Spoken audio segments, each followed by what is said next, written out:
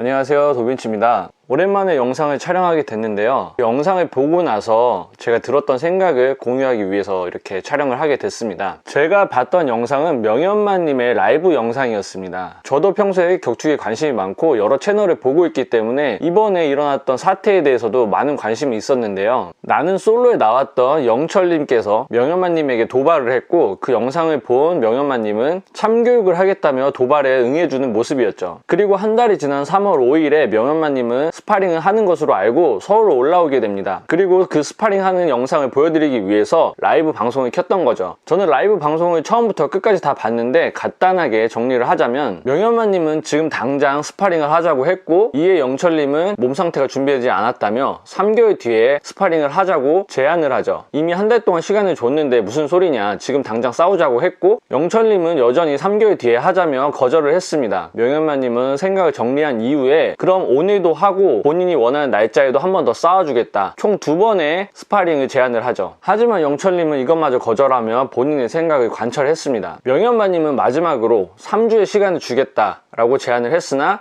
영철님이 이를 거절했고, 명현만님은 이 판에 놀아나지 않겠다며 자리를 정리하고 나오는 것으로 영상이 마무리가 됐습니다. 제가 영상을 보면서 들었던 생각들을 정리해 보도록 하겠습니다. 첫 번째는 명현만 선수의 감정 컨트롤 능력에 굉장히 놀랐습니다. 명현만 선수 입장에서는 오늘 스파링을 하는 줄 알고 비용과 시간을 투자해서 서울로 올라오게 됐습니다. 하지만 예상치 못한 일이 발생을 했고, 제가 봤을 때는 그 조율하는 과정에서도 굉장히 많은 양보들을 했다고 생각합니다. 그렇지만 상대방은 철저하게 본인의 주장만을 하면서 거절을 했었죠. 굉장히 화가 많이 날 수 있는 상황인데도 불구하고 본인의 감정 컨트롤을 끝까지 하면서 화를 표출하지 않는 모습이 굉장히 인상적이었습니다. 본인의 감정을 컨트롤하는 모습이 놀랍다 못해 존경스러웠습니다. 우선 명현만 씨는 화가 났습니다. 비유를 하자면 풍선이 매우 크게 부러진 상태이기 때문에 조금만 건드려도 바로 터질 것 같은 상태였죠. 하지만 여기서 대단하다고 생각하는 부분이 뭐냐면, 화는 났지만 그 많은 화를 터뜨리거나 표출하지 않았다는 거죠. 라이브 영상을 보신 분들 중에서 만약에 본인이 명현만 선수였다면 그렇게 행동을 하셨을 수 있을지 궁금합니다.